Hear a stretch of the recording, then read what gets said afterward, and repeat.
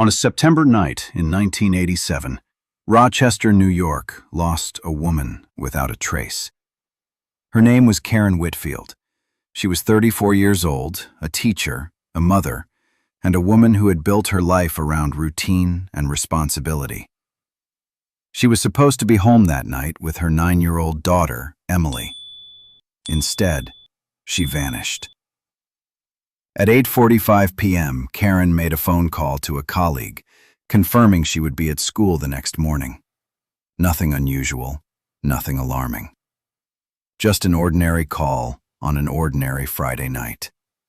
By 9:10, a neighbor heard the sound of her Toyota starting up. They couldn't see who was inside. By 9:30, her house lights were still on, the door locked, and Emily fast asleep upstairs. By sunrise, the routine was broken forever. Emily came downstairs looking for her mother. The kitchen was empty. The driveway was empty. The car was gone. Police arrived quickly. No forced entry, no broken windows, no sign of a struggle. Only faint tire tracks in the damp soil behind the house, leading out toward the road. It was as if Karen had driven off into the dark and never returned. For months, investigators searched within a 15-mile radius. They combed through highways, fields, abandoned lots. They questioned neighbors, co-workers, friends. But they made one critical mistake. They never searched the river that cut through her. Instead, attention shifted to the people closest to her. Her boyfriend, Michael Grant, was in Boston that weekend. He had receipts, hotel logs, witnesses. Still, whispers began. Was his alibi too neat? Then came another name, David Collins, a colleague rumored to be close to Karen. He drove a car that matched a witness sighting near Main Street. Rumors spread faster than facts. Both men's lives fell apart under suspicion, even as the evidence never pointed directly to them. For 20 years, the case froze. Karen's name lived only in unsolved case files and fading newspaper headlines. Until 2008, when a rusted car was found deep in the river. Inside was Karen's purse, her identification. On the evening of Friday, September 11th, 1987, life at 1457 Maple Avenue in Rochester, New York, looked completely ordinary. Inside the modest 2-story home lived Karen Whitfield, a 34-year-old history teacher, and her 9-year-old daughter, Emily. Karen had built her days around routine: school, lessons, dinner with Emily, and quiet nights at home. Her boyfriend, Michael Grant, an electrical engineer, was away in Boston that week for a work conference. Nothing about the evening suggested danger. At 8:45 p.m., Karen picked up the phone. She called a colleague to confirm she would be leading a tutoring session at school the next morning. The call was short, calm, and uneventful. Her voice carried no stress, no urgency. By all accounts, it was just another Friday night. At 9:10, a neighbor sitting near an open window heard the sound of Karen's car starting. It was her silver Toyota Corolla, model year 1980. The engine turned over, headlights flared, and the sound faded into the night. But the neighbor could not see who was behind the wheel. Was it Karen? Was someone else driving her car? That single detail was left unanswered. By 9:15, the lights inside Karen's house were still glowing. The front door was locked from the inside, as if the house had been carefully secured. Emily, upstairs in her room, had already fallen asleep. The neighborhood was quiet, and nothing seemed disturbed. Hours passed. Night gave way to morning. Around 7 a.m. on Saturday, Emily came downstairs expecting to see her mother in the kitchen preparing breakfast. The kitchen was empty. The car was gone from the driveway. The silence was unusual enough that Emily reached for the phone and called her grandmother. "Mom isn't here," she said. That call set off the chain of events that would define the next 25 years. By 8 a.m., police officers from the Rochester department arrived at Maple Avenue. They examined the home carefully. No signs of forced entry, no broken windows, no overturned furniture. Nothing to suggest a struggle had taken place inside. What they did find was subtle but troubling. In the soil behind the house, still damp from rainfall earlier in the week, faint tire tracks stretched from the back driveway toward the dirt road that led out of the neighborhood. The marks suggested the car had been moved quickly and deliberately. The absence of Karen's car, combined with the lack of evidence inside the home, presented a puzzle from the very beginning. Investigators had to weigh possibilities. Did she leave on her own? Did someone come to the door, convince her to leave, and drive away with her? If it was voluntary, why was her 9-year-old daughter left alone asleep upstairs? The first hours of a missing person case are critical.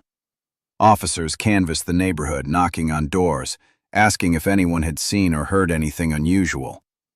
Aside from the neighbor who had heard the car start, most residents reported nothing out of the ordinary. One person mentioned seeing a figure in the shadows near Karen's backyard between 9 and 10 p.m., but the description was vague, only a man, with no clear details. Police made note of it, but didn't classify it as solid evidence. By noon that Saturday, local reporters had already caught wind of the disappearance. A mother gone, a child left home alone. It was the kind of story that stirred immediate interest. The narrative that spread was simple but misleading. Maybe Karen had personal troubles. Maybe this was about her relationship. Theories ran faster than facts. But inside the home, the evidence, or lack of it, told its own story. No bags packed. No letters left behind. No preparations to disappear. And yet Karen Whitfield was gone. A car missing. A child waiting. Tire marks fading into the dirt road. It was the beginning of a mystery that would baffle investigators, divide a community, and haunt two innocent men for decades. Karen Whitfield was 34 years old in the fall of 1987. She was a lifelong resident of Rochester, New York, and a familiar face in her neighborhood on Maple Avenue. People knew her not as someone reckless or unpredictable, but as steady, organized, and committed to her daily routine. She worked as a history teacher at Rochester Central High School. Students described her as strict but fair. Her lessons were clear, structured, and memorable. Parents trusted her with their children, and her colleagues often relied on her to take on extra responsibilities. She was the kind of teacher who showed up early, stayed late, and made sure her students were prepared. Her career was not glamorous, but it was steady and respected. Outside of work, Karen lived as a single mother. She had divorced in 1983 and fought hard to secure custody of her daughter, Emily, who was only 9 years old in 1987. Every decision Karen made revolved around Emily. Their home at 1457 Maple Avenue was modest, two-story. By 1986, Karen was seeing Michael Grant, an electrical engineer she had met through a friend.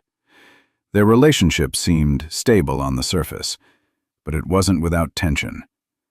Friends recalled that Michael was more eager to settle down quickly, while Karen hesitated, cautious after her divorce. Neighbors overheard at least one argument about moving in together.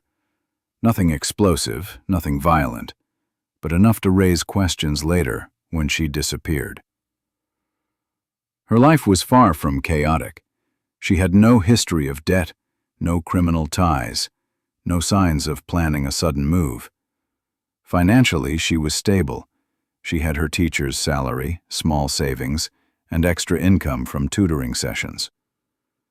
The day before she vanished, she had already scheduled a Saturday morning class with her students. There was no reason for her to abandon her plans.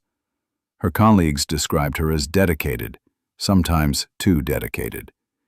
She volunteered for committees, represented her department at meetings, and rarely took time off. She wasn't a recluse. She attended social events at school and occasionally joined friends for dinner. But her life revolved around work and family. There were no secrets about weekend trips, no unexplained absences. Every part of her life suggested reliability. That reliability made her disappearance even more shocking.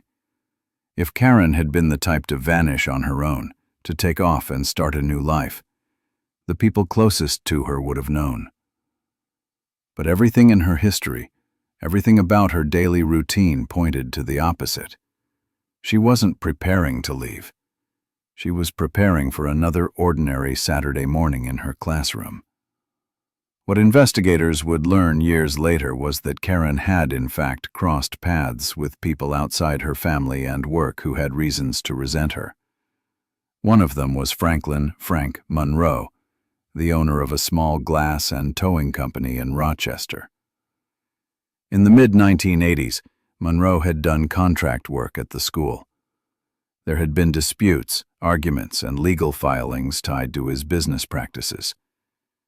Karen, as a faculty member involved in administrative committees, had been pulled into that conflict. Witnesses recalled tense exchanges between her and Monroe in the courthouse. The dispute faded with time, but Monroe... By the fall of 1987, the community saw Karen as a victim of circumstance, but not as someone likely to walk away. Her students waited for her that Saturday morning. Her daughter expected her in the kitchen. Her mother, Martha, assumed she would stop by on Sunday for their usual visit. Her absence was immediate and undeniable. This profile matters because it shows why her case caught attention so quickly. She wasn't living on the margins. She wasn't unstable or reckless. She had a child who depended on her, a career she worked hard to maintain, and a future that was already mapped out in lesson plans and school calendars. Her sudden disappearance created a vacuum of confusion. For the police, for her family, and for her colleagues, nothing about her profile suggested a woman who chose to vanish. Instead, it painted a picture of someone whose life was interrupted against her will. And that picture would guide every rumor, every headline, and every false suspicion that followed. By the morning of September 12, 1987, the case of Karen Whitfield moved from confusion to urgency. At 8:30 a.m., the Rochester Police Department organized a search around her home on Maple Avenue.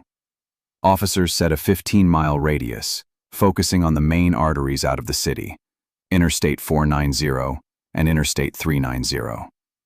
Their reasoning was simple. If Karen had driven away or if someone had taken her by force, the highways were the most likely escape routes. About 30 officers were assigned to the initial search. They used trained dogs, walked through Highland Park, and combed the streets around the neighborhood. The dogs picked up nothing useful. No clothing, no dropped items, no scent trail leading away from the house. It was as if Karen had vanished the moment her Toyota disappeared from the driveway. But from the very beginning, there was a critical mistake. Investigators never searched the Genesee River, less than 3 miles from Karen's home. The riverbank and the small marinas nearby would later prove central to the case. At the time, they weren't even considered. Officers concentrated on highways and wooded lots, ignoring the water that ran directly through the city. That oversight would delay the truth for more than 2 decades. Inside the house, police examined the phone records. At 8:39 p.m., witnesses came forward in the first 24 hours. One man, out for a late walk near Main Street, told police he had seen a silver sedan parked by the curb at about 9:15 p.m. "I thought it looked out of place," he said, "but it was dark and I couldn't see the driver." The time lined up exactly with the disappearance of Karen's car. Yet the statement wasn't pursued. Officers wrote it down, then shifted their focus elsewhere. Another neighbor reported seeing a figure moving near the backyard of Karen's house between 9 and 9:20 p.m. The description was vague: a man, average build, wearing dark clothing. Police labeled it unclear and did not return to interview the neighbor again. What could have been the first sighting of the abductor was dismissed as unreliable. By the end of that Saturday, there was nothing solid to show for the effort. No car, no trace of Karen, no physical evidence beyond the faint tire marks in the damp soil behind the house. On September 13th and 14th, the search expanded. Helicopters scanned the highways, while ground teams pushed into vacant lots and fields. Flyers went out to nearby towns, asking gas stations and diners if anyone had seen Karen's car. Still, the trail was cold. Not a single confirmed sighting. Meanwhile, the press moved quickly. The local newspaper ran a front-page story: "Teacher vanishes after night call." Radio stations speculated about family issues, relationship drama, or stress from work. Instead of treating the case as a likely crime, the narrative turned to personal trouble. "She must have been upset about something," one colleague recalled hearing in the teacher's lounge. Rumors spread faster than facts. The family refused to wait. Karen's mother, Martha, and relatives organized their own campaign. They printed hundreds of flyers with Karen's photo, distributing them at the high school, supermarkets, and gas stations. Emily's classmates took them home to their parents. Volunteers taped them to light poles across Rochester.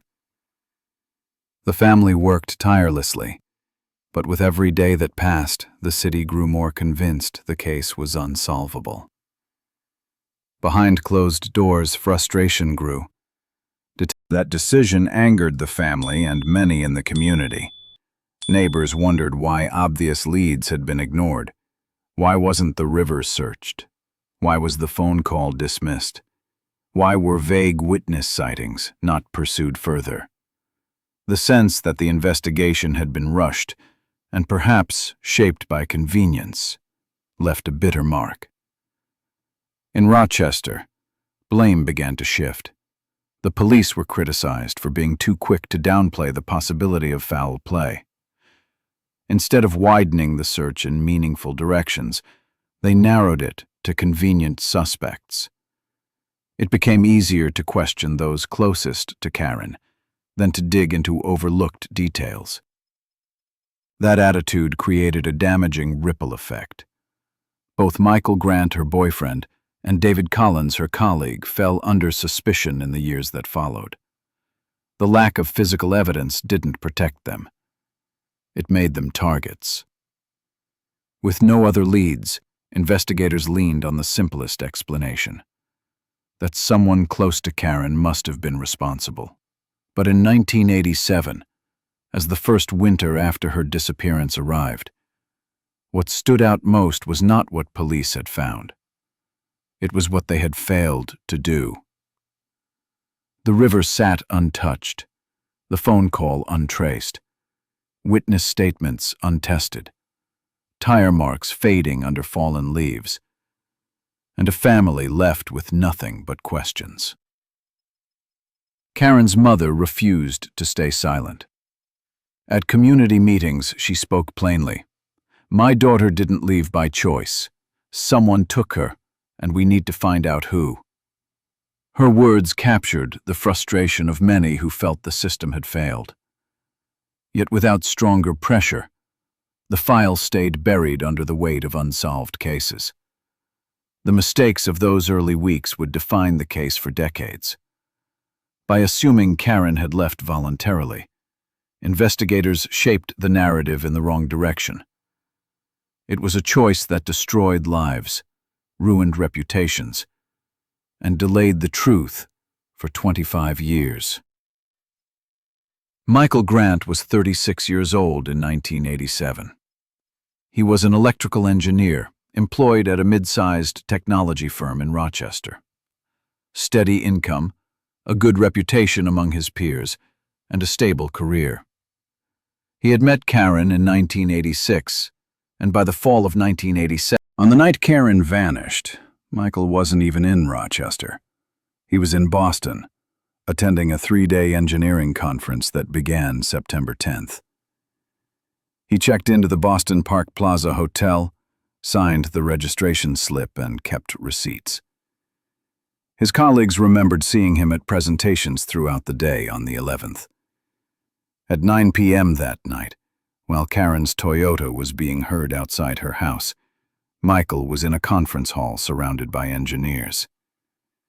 There was even a group photo taken of the attendees, showing him standing near the back row. Later that evening, several colleagues joined him for dinner. They remembered it clearly, because one of them celebrated a birthday, and Michael had signed the card. The evidence seemed airtight. Hotel records, receipts, photos, and witnesses all confirmed his location.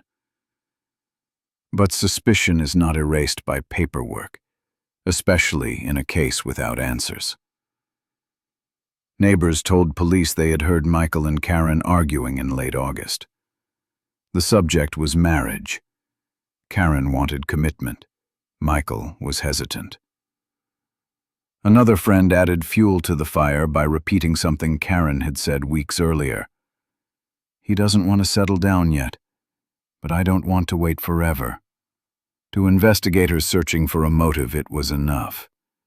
They began asking whether Michael had a reason to walk away, or worse, to silence her. Within days of Karen's disappearance, Michael became the first and most obvious suspect.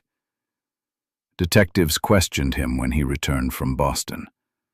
They asked about his schedule, his relationship, and his future plans with Karen. They pressed him on the argument their neighbors had overheard. Michael answered everything, produced his receipts, and gave them the names of his colleagues. The timeline showed the truth. Boston was over 6 hours away. There was no physical way he could have driven back to Rochester in time. The police concluded he could not have been present when Karen vanished. But in the public eye, that didn't matter. Headlines painted him as the likely culprit. One tabloid ran with the line, "Boyfriend in Boston or clever cover." Radio talk shows speculated that maybe he had hired someone to act on his behalf. To a city frustrated with the lack of progress, the police continued to call him back in 1988 and again in 1989. Each time, the outcome was the same. The alibi held. The receipts and testimony lined up. There was no forensic link between Michael and Karen's disappearance. But the fact that he remained on their list of possible suspects meant the cloud never lifted. During one interview, Michael said in frustration, "I wasn't even in the same state. How many times do I have to prove it?" But proving it once was not enough.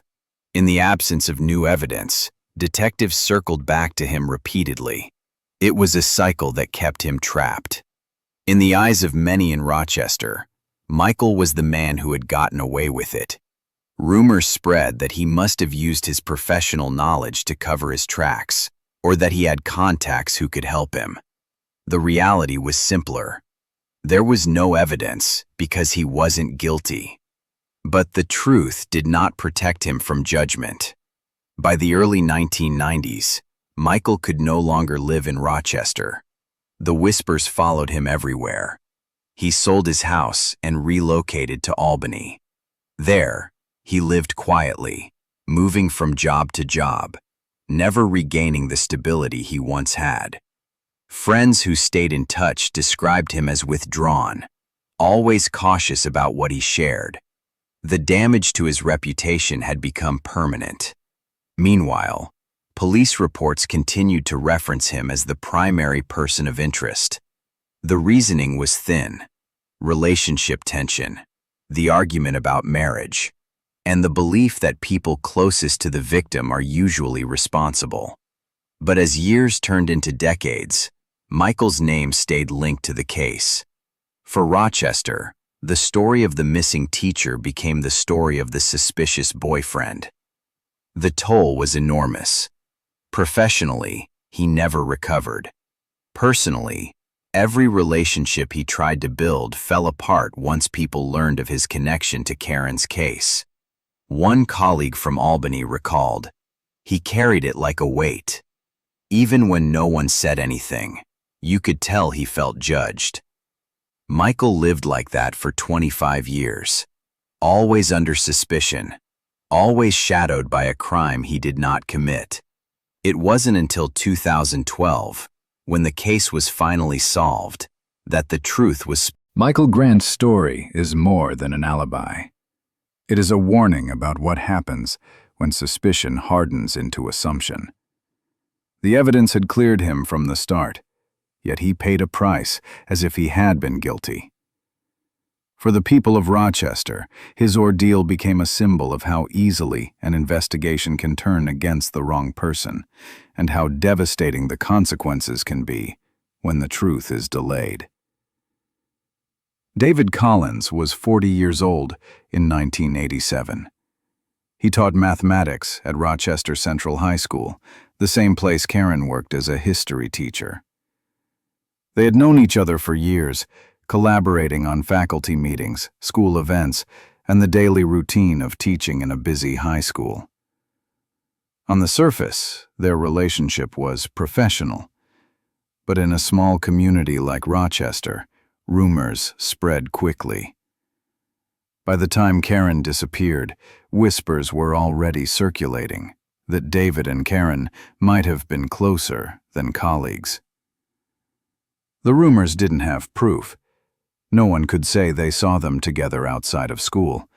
No one could point to a single inappropriate moment.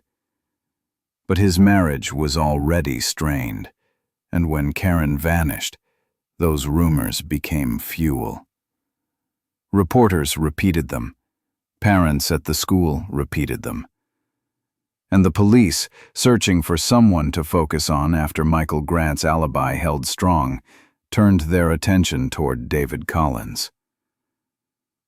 On the night of September 11th, David said he was at home. He told investigators he had watched the Yankees game on television, alone. That was his alibi. But an alibi without a witness is almost no alibi at all. He lived alone by that point. His wife had already begun separating from him. No neighbors recalled seeing him. No one remembered him making a phone call. It was just his word. And his word wasn't enough. At the same time, there was another problem. David drove a silver sedan. It matched the description given by a passerby who reported seeing a silver car near Main Street Bridge at about 9:15 p.m. The same time Karen's Toyota Corolla disappeared. The witness couldn't identify the driver, couldn't even confirm the. In late 1987, David was called into questioning several times. He cooperated. He explained that the note in his planner referred to a scheduled meeting about student exam preparation. He explained that he had simply spent the evening at home, watching the game, and went to bed. He let them search his office and his home. They found nothing. No fibers, no traces, no blood, no personal belongings of Karen's. The investigation turned up nothing concrete. But cases don't survive on evidence alone. They survive on public attention. And by the end of the year, David Collins was no longer just a colleague. He was a suspect. The newspapers branded him with headlines like "Colleague with a Secret." Radio shows repeated the story of a silver sedan, a lonely teacher, and a woman who vanished. Students whispered in the halls. Parents questioned the school board. The pressure built until Rochester Central suspended David indefinitely. At home, the collapse came even faster. His wife filed for divorce within months, citing irreconcilable differences, but privately admitting she could not endure the gossip. Neighbors who once invited him to cookouts now avoided his yard. His name, his career, his reputation, all began to unravel, even though not a single piece of forensic evidence tied him to Karen's disappearance. The police kept him in their files as a person of interest. For years, whenever the case was revisited, his name appeared. The official reports always ended the same way. No direct evidence at this time. Yet that line didn't undo the damage. One former colleague later said, "He walked the halls like a ghost. Everyone looked at him, but no one talked to him." By 1990, David had lost nearly everything. His career was effectively over. His marriage was gone. His reputation was ruined. Even when new teachers were hired at the school, they heard the story before they ever met him. He was the man who might have done it. The problem was never proof. The problem was that absence of proof did not clear him. In the eyes of many, his silence, his weak alibi, and his proximity to Karen were enough. The case had gone cold, but David remained warm enough to keep suspicion alive.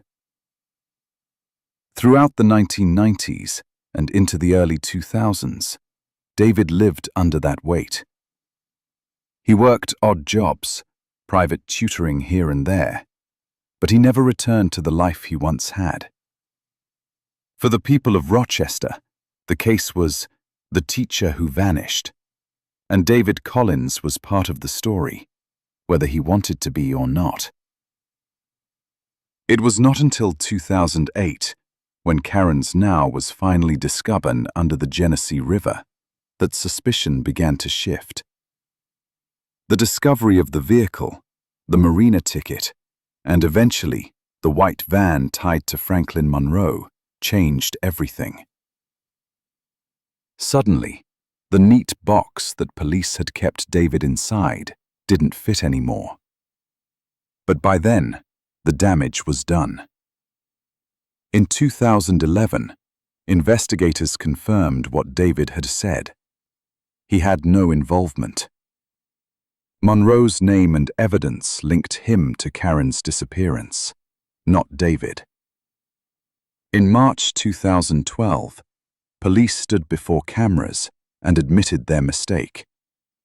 They issued a formal apology to both Grant and David Collins, clearing them after years. David was reinstated as a teacher in name only, his certification restored. But it was late. He spent a quarter of a century branded suspicion. The career he loved was long gone, the trust his community destroyed, his personal life shattered. At the conference, when asked about his feelings, David a short answer. "You don't give me back my years. You don't give me back my life." That statement carried the weight of 2.5 decades of false suspicion. The tragedy of David Collins lies not in evidence, but in assumption. A weak alibi, a silver sedan, and a handwritten note were enough to him. There was no DNA, no witness, no proof. Yet it had been only a few months since Karen Whitfield vanished, when the case was quietly reclassified. The Rochester police decided there was no clear evidence of foul play. On paper, Karen was just another missing person. The search teams were disbanded, the command post shut down. Families in the neighborhood returned to their routines. But inside the Whitfield home, time stopped. From 1988 to 1990, the silence grew louder. Every September, around the anniversary, the local paper printed a small column under Unsolved Cases. Karen's name sat between strangers' names, no more than a line or two. Michael Grant, the boyfriend, and David Collins, the colleague, were still whispered about. They weren't cleared, and in the public's eyes, not cleared meant guilty. The police checked in occasionally, but only to update the file. They asked if the family had heard anything new.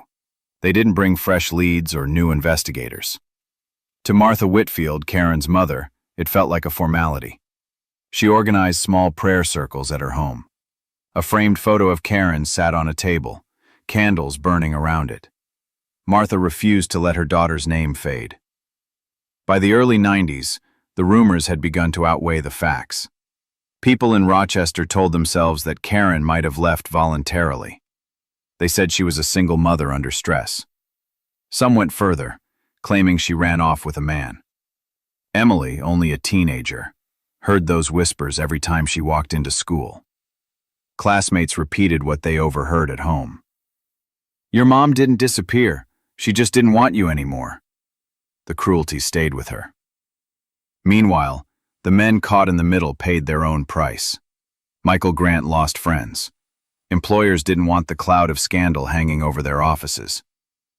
By 1992, he was out of steady work. He packed his things and moved to Albany, living quietly, trying to outrun suspicion. David Collins fared no better. Students at school joked about him when they thought he couldn't hear. Parents didn't want their kids in his classes. His marriage collapsed under the pressure. He taught fewer classes each year until finally, his career stalled completely. In 1995, an event occurred that no one connected to Karen's case at the time. Franklin "Frank" Monroe died in a truck. Witnesses who once offered shaky accounts began to pass away. The neighbor who thought she saw a man in the yard. The passerby who remembered a silver car near Main Street. Their memories faded or disappeared with them. Rochester itself faced its own struggles. Factories closed. Families moved out. A missing teacher from 10 years earlier was no longer the town's focus. The early 2000s brought faint signs of hope. In 2001, a small team of independent reporters revisited Karen's case in a Cold Cases of New York column. The article mentioned her disappearance, the unanswered questions, and the two men long suspected but never charged. For a few weeks, there were letters to the editor, some asking why police never searched the river, but interest faded quickly. The Rochester Police Department still refused to reopen the case. Emily, now a young adult, stepped forward herself. She wrote directly to the police chief. She asked them to review her mother's file. She argued that too much had been overlooked. Her letters received polite acknowledgments but no action. The case remained cold. By 2005, nonprofit organizations advocating for missing persons added Karen's name to their national lists. They urged the public to provide any information. The calls never came. The hotline remained quiet. Karen's case blended into hundreds of other forgotten names. Inside the Whitfield family, the weight of those years was crushing. Martha was aging, but she refused to let the memory of her daughter fade. She lit incense and candles every night. She told neighbors, churchgoers, and anyone who would listen about Karen. "She didn't leave us," Martha said. "She was taken." But the voices around her often drowned that out. By 2007, 2 decades had passed.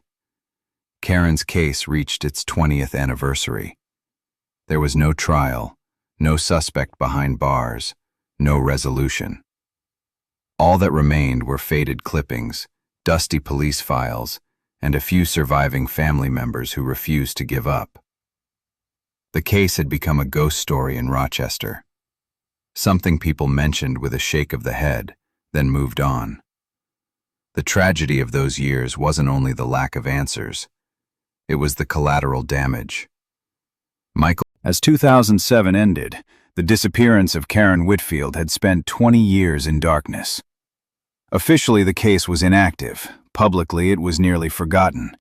In reality, the truth sat in the mud of the river, waiting. No one in Rochester knew it yet, but the rusting frame of a Toyota Corolla would resurface, and with it, the entire story would finally shift. It was May of 2008 when a construction crew began work on a new boat ramp at the Genesee Marina. Their equipment dragged across the muddy riverbed, and something heavy resisted the pull. At first they thought it was scrap metal, but when the crane lifted it up, the shape was unmistakable. A rust-covered frame, the remains of a car, long submerged in the water. Police were called immediately. Within hours, the vehicle was identified. The VIN confirmed it.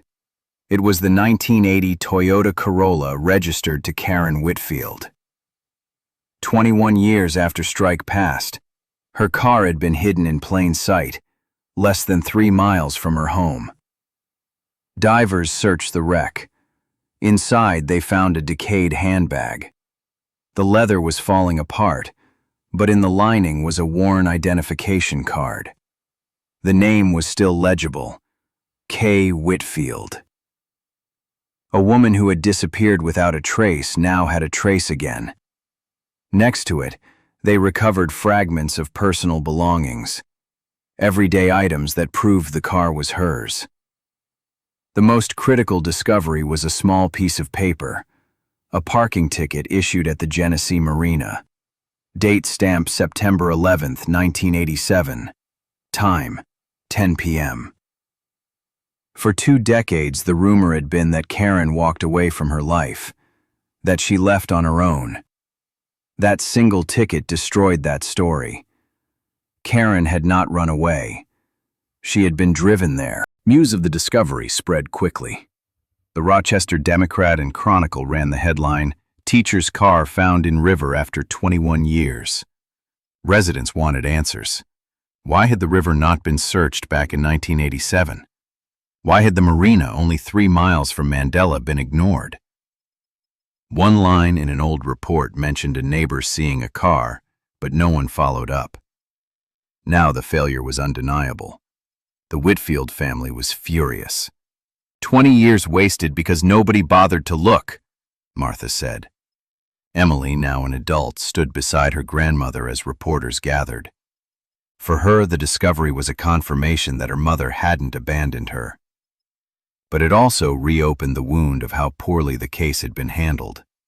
As the news spread, an old witness came forward. The retired manager of the marina.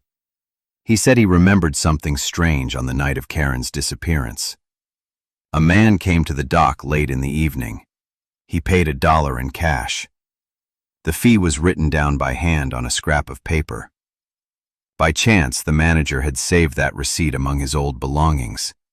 It matched the parking ticket found in Karen's car.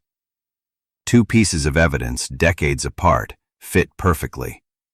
Investigators looked again at the 2 longtime suspects, Michael Grant, the boyfriend, and David Collins, the colleague. The marina ticket forced a reevaluation. Michael had made in Boston the entire weekend, confirmed by hotel records, dinner receipts, and colleagues who were with him. David drove a silver sedan, but there was no evidence placing him near the marina. Neither man had reason to be involved with a vehicle towed into the water. For the first time in 21 years, police admitted they had been wrong to focus so narrowly. But the damage was done. The community still whispered.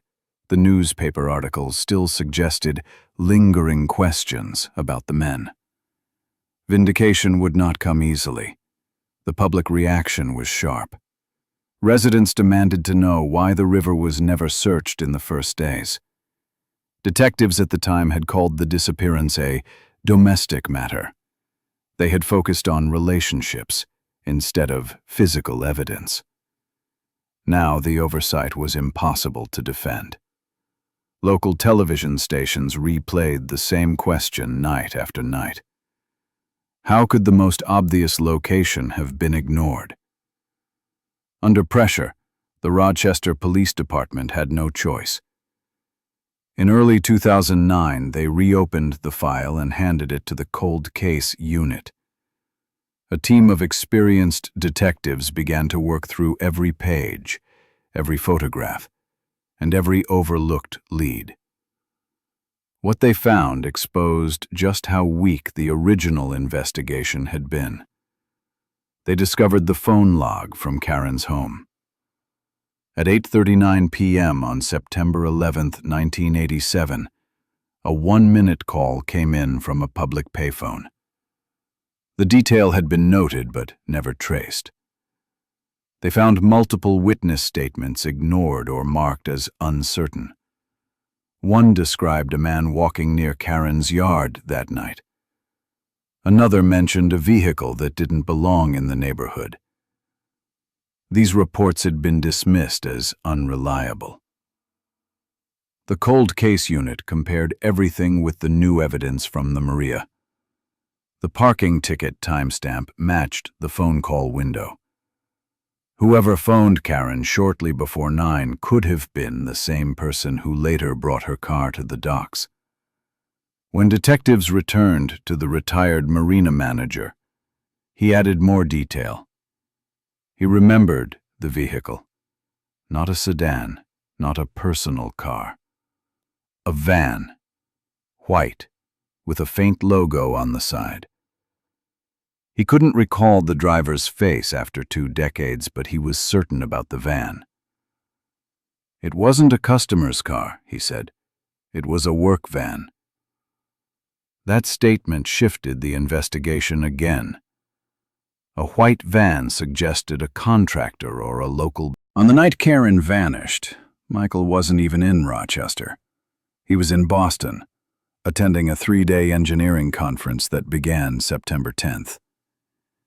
He checked into the Boston Park Plaza Hotel, signed the registration slip, and kept receipts.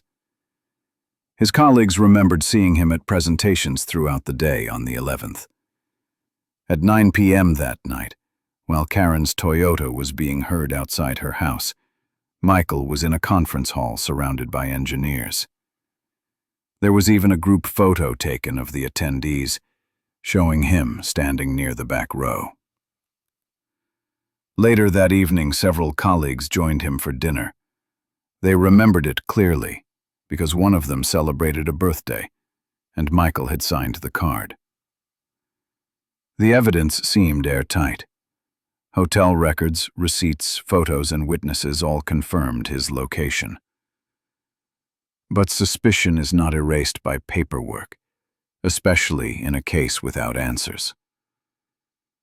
Neighbors told police they had heard Michael and Karen arguing in late August. The subject was marriage. Karen wanted commitment. Michael was hesitant. Another friend added fuel to the fire by repeating something Karen had said weeks earlier. "He doesn't want to settle down yet, but I don't want to wait forever."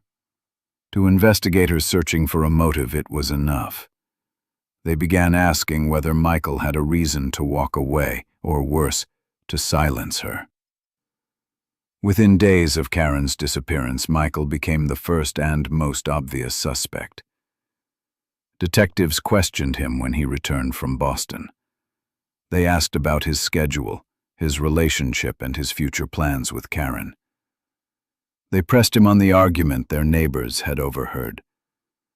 Michael answered everything, produced his receipts, and gave them the names of his colleagues. The timeline showed the truth. Boston was over 6 hours away. There was no physical way he could have driven back to Rochester in time. The police concluded he could not have been present when Karen vanished. But in the public eye, that didn't matter. Headlines painted him as the likely culprit. One tabloid ran with the line, "Boyfriend in Boston or clever cover." Radio talk shows speculated that maybe he had hired someone to act on his behalf. To a city frustrated with the lack of progress, it took 24 years, but the case finally shifted in 2011. The turning point began with a single piece of paper that had been sitting in a drawer for decades. A retired marina employee came forward with an old fee log, a simple spiral notebook used in 1987 to record cash transactions. On one line, dated September 11, 1987, the entry read, "White van, cash, 10:20 p.m." That detail matched perfectly with a parking ticket discovered in Karen's recovered Toyota Corolla when it was pulled from the Genesee River back in 2008. It also matched the timeline of the unexplained phone call logged at 8:39 that night. The cold case unit now had a chain of evidence that connected a van, a cash payment, and the car found submerged in the river. The notebook was photographed, scanned, and sealed into evidence. This time, there would be no chance for it to disappear into a file box. Investigators went back to the retired marina owner. He told them he remembered the man who brought that van. He wasn't a regular, he said. Middle-aged, paid in cash, kept his head down. The van had some kind of sign on the door. Glass or towing, something like that. Another former employee confirmed he had signed off that slip. His handwriting matched the line in the notebook. He described the same van. White, commercial, not a sedan, not a personal car. The cold case unit started pulling old business records from 1986 to 1988, searching for Rochester companies that owned white vans and operated in the glass or towing trade. That's when one name jumped out: Monroe Glass and Tow. The business had been owned by Franklin "Frank" Monroe, who was 47 years old in 1987. His record wasn't clean. He had prior arrests for theft and fraud. His company had gone under by 1989. And crucially, Monroe had worked with Rochester Central High School, the very school where Karen taught history. Buried in the school's files was a record of a contract dispute. The school had accused Monroe of overbilling. Karen, as a representative, had assisted in organizing paperwork for the district. Several staff remembered Monroe storming out of a meeting, shouting at her by name. One recalled, he said she was making his life hell. For the first time, investigators had a direct conflict between Karen and a man who matched the van description. The timeline came together. Problems 8:39 p.m. on September 11th. Karen received a short call from a public payphone. At around 9:10, neighbors heard her Toyota start up. By 9:30, her house was dark, the door locked, and she was. By 10:20, according to both the ticket and the marina notebook, a white van had arrived at the marina, cash was paid, and a slip was signed. Minutes later, the Toyota was gone from the water. The cold case unit ordered handwriting comparisons. The marina log matched the old employee's signature. The logo described in witness memory matched archived photographs of Glass and Tow. State records confirmed Monroe owned white vans registered in his company. That left only one conclusion. The Corolla had been towed or pushed by Monroe's to the marina and into the river. The evidence finally cleared Michael Grant and Inbethaman. Boston alibi had always held, but now investigators linked the Toyota never went east, never left the sedan. Once suspicious, no longer fit the scenario. The chain of evidence pointed outside Karen's of friends and colleagues. But there was a bitter obstacle. Franklin Monroe had died in a highway truck back in 1995. He could never be brought out. The behavioral profile fit. Monroe had the motive: anger and humiliation from a school contract dispute. He had the means: commercial vans and towing equipment. He had the opportunity: a quiet marina, a late-night window, and a city that never suspected him. He had the cover: cash payments and a belief that a deep river would erase the trail. Looking back, investigators realized the 1987 police work had failed at its most basic level. No one had ever searched the marina. No one had chased the payphone record. Instead, the entire focus had been on Karen's personal life, on boyfriends and colleagues. That choice destroyed reputations and left the true suspect untouched until his death. By late 2011, The district attorney's office reviewed the rebuilt case file. The folder contained the marina ticket, the fee log, witness statements, archived photographs of Monroe's vans, and the record of his dispute with Karen's school. The DA made the decision. Though Monroe could never be prosecuted, the office would release findings to the public and formally clear Michael Grant and David Collins. A draft report summarized the conclusion. Karen Whitfield had not left voluntarily. Her car had been taken to the marina by Franklin Monroe and submerged in the river. The evidence, while circumstantial, was conclusive enough to remove suspicion from the men who had carried it for decades. Investigators briefed the Whitfield family. They told Emily, now 34, that her mother's name would finally be separated from rumors of abandonment. They told Michael that his 25 years in the shadows were over. They told David that the whisper campaign against him could finally be laid to rest. Plans were made for a press conference in early 2012. The police department would admit the early mistakes. The district attorney would issue a formal apology. A memorial plaque would be installed at the marina. The chain of events that had started with a $1 cash slip in 1987 had finally led to the truth. It had taken a retired employee saving an old notebook in a box. It had taken the persistence of a family who never let the case be forgotten. And it had taken the patience. It had been 25 years since the night Karen Whitfield vanished. For a generation, her case stood as a shadow over Rochester, a reminder of questions left unanswered, and 2 men left under suspicion. That shadow finally lifted in March 2012, when the Rochester Police Department and the District Attorney's Office held a joint press conference. At that podium, investigators confirmed what the family had long believed. Karen did not leave on her own. She did not walk away from her life. She was the victim of foul play. The officials laid out the chain of evidence: tickets, handwritten slips, and the white van tied to Monroe glass and tow. The words carried the weight of decades. Michael Grant and David Collins, 2 men who had carried suspicion for most of their adult lives, were cleared once and for all. The DA spoke with unusual frankness. He admitted the failings of 1987, the failure to check the marina, the failure to trace the payphone call, the quick decision to assume Karen's disappearance was tied to romance. "We should have done more," he said plainly. "And for that, the family and these men deserve our apology."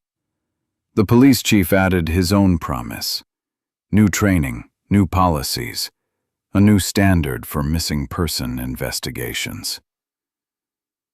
2 weeks later, Rochester gathered at Genesee Marina, at the very place where her car had been hidden under the water for more than 2 decades.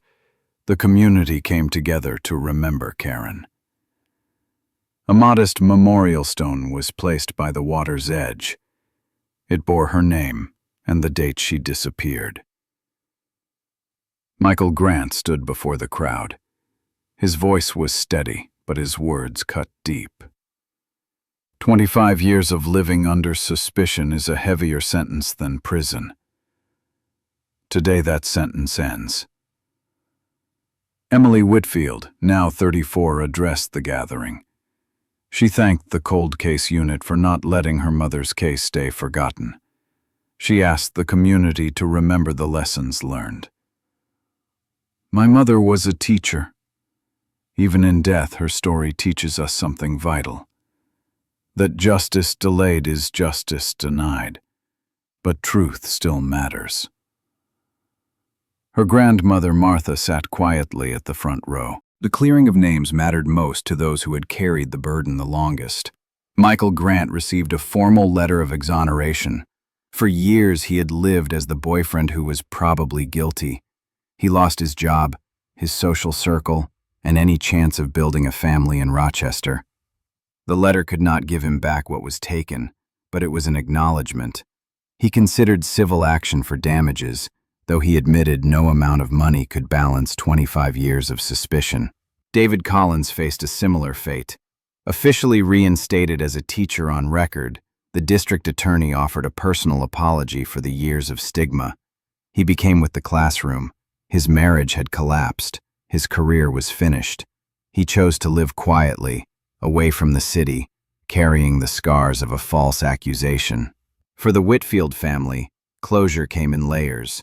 Martha no longer had to defend her daughter against whispers that she had abandoned her child. Emily no longer had to carry the rumor that her mother had chosen to walk away. They had the truth, and with it, a kind of peace, though not the justice of a trial. The official conclusion named Frank Monroe as the man responsible. He was the owner of Monroe Glass and Tow, a small business with a history of shady dealings and financial struggles. The evidence pointed squarely to him: the payphone call, the white van, the slip at the marina, and the long-standing grudge with Karen. But Monroe had died in 1995, killed in a highway trucking accident. He never faced a courtroom, never answered a single question about that night. The announcement was clear: Karen's death was an act of professional revenge, not a crime of passion. The rumors that had haunted Michael and David for decades were laid to rest. The narrative of abandonment was erased. The media labeled the case the Marina ticket mystery. Newspapers ran front-page retrospectives. Local TV anchors revisited footage from 1987 and interviewed surviving officers, many of whom admitted their early mistakes. One officer, now retired, told a reporter, "We thought we knew better. We thought these cases always came down to the boyfriend or the husband. We were wrong." Public opinion shifted quickly. Where once Michael and David were the targets of suspicion, now the focus turned to the institutions. The lessons were clear. Never dismiss water as a hiding place. Always trace the first phone call. Do not let assumptions about relationships guide the entire case. Preserve even the smallest scraps of paper, because a handwritten receipt, a single dollar transaction, can unlock the truth decades later. Above all, establish a clear chain of custody, so even evidence found 20 years later can still hold value. Karen's legacy extended beyond policy. Rochester Central High School, where she once taught, established a small scholarship in her name, dedicated to students of history and civics. The scholarship was modest, but symbolic. It said her story would not be erased. The cold case unit began hosting community workshops, teaching families how to report missing persons, how to preserve receipts, logs, or photos that could one day matter. Local volunteers started a project to digitize old marina and dock records before they were lost forever. Yet, questions remained. Some wondered if Monroe had acted alone. Could an employee or associate have helped him move the car that night? Nothing in the records suggested a partner, but investigators admitted the door could never be completely closed.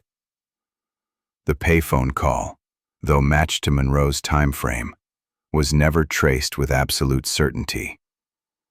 And accountability for the investigative failures of 1987 was never assigned to any one officer.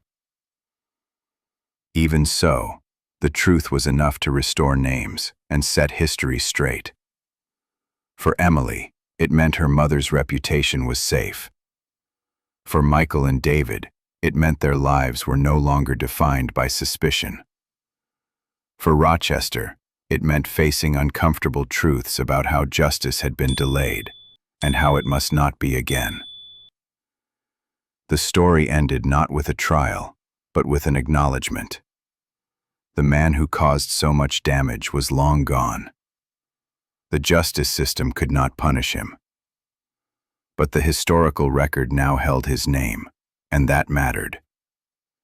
The case stood as both a caution and a guide. The legacy of Karen Whitfield's disappearance was not silence, but reform. Not suspicion, but vindication. A reminder that small details, a marina ticket, a slip of handwriting,